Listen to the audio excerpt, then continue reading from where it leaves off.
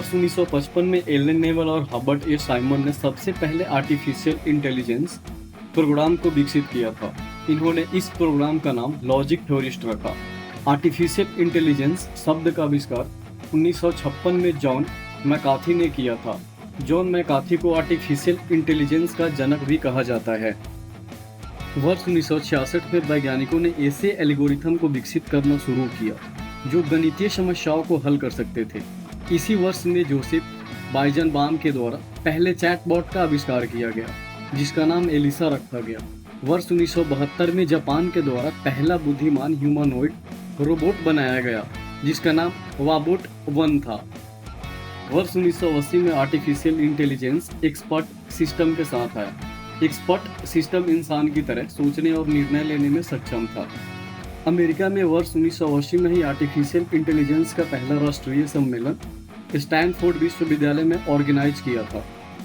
वर्ष 1997 में IBM deep blue ने विश्व शतरंज चैंपियन को हराया।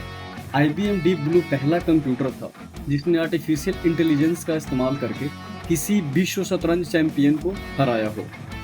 वर्ष 2002 में पहली बार आर्टिफिशियल इंटेलिजेंस ने वैक्यूम क्लीनर के रूप में आया, जिसका नाम रूम्बा था। ठीक 4 साल बाद यानी वर्ष 2006 में AI बिजनेस की दुनिया में आ गया। फेसबुक, ट्विटर और नेटफ्लिक्स जैसी बड़ी कंपनियों के आर्टिफिशियल इंटेलिजेंस का उपयोग करना शुरू कर दिया।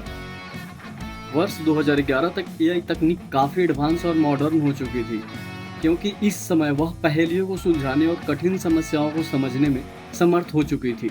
इसके अलावा आर्टिफिशियल इंटेलिजेंस मुश्किल सवालों को जल्दी हल करने में सक्षम हो चुका था। वर्ष 2012 में गूगल ने गूगल नाउ नाम के ऐप को विकसित किया, जो यूजर को भविष्यवाणी के रूप में जानकारी दे सकता था।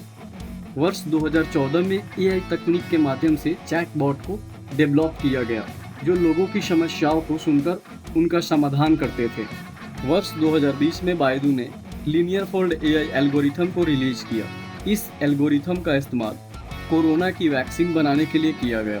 वर्ष 2022 में ChatGPT ने तहलका मचा दिया। ChatGPT का इस्तेमाल करके हम बहुत सारे काम आसानी से कर सकते हैं। 1987 से 1993 के बीच आर्टिफिशियल इंटेलिजेंस की दूसरी शीतकालीन अवधि थी। यहाँ पर अच्छे परिणाम न मिलने पर सरकार ने AI पर निवेश कम कर दिया था, जिसके कारण रिसर्चर्स को पैसे की कमी होने लगी। पहली विंटर पीरियड की अवधि 1974 से 1980 के बीच में थी। अगर आपके लिए आर्टिफिशियल इंटेलिजेंस का इतिहास का यह पोस्ट उपयोगी रहा तो इसे अपने दोस्तों के साथ अवश्य शेयर कीजिए और आपके जो भी क्वेश्चन हो उन्हें नीचे कमेंट करके बताइए। धन्यवाद।